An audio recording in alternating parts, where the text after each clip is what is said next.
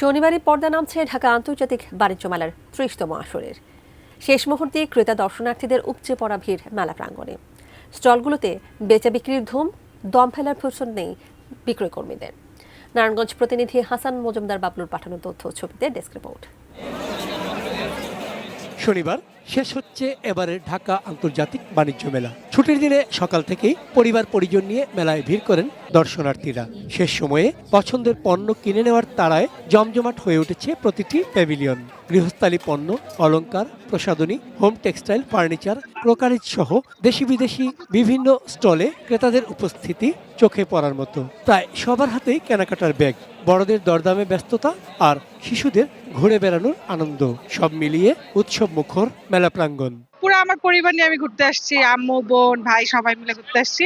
এই তো দেখতেছি, ঘুরতেছি, হালকা পাতলা ছোটখাটো জিনিস নিচ্ছি আর কি। অফার গুলো ভালো, দেশি বিদেশি যেগুলো আছে সব। লাস্টের দিন তো এই জন্য কম দাম দিছে স্যার। শেষ সময়ে বিক্রি বাড়াতে অধিকাংশ স্টলে চলছে বিশেষ মূল্য ছাড়।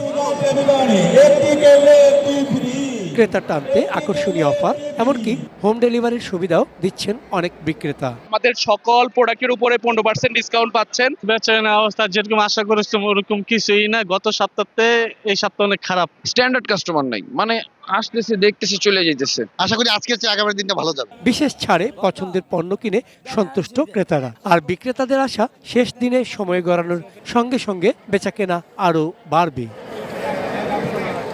চন্দন পাল, ডেস্ক রিপোর্ট, এটিএন নিউজ।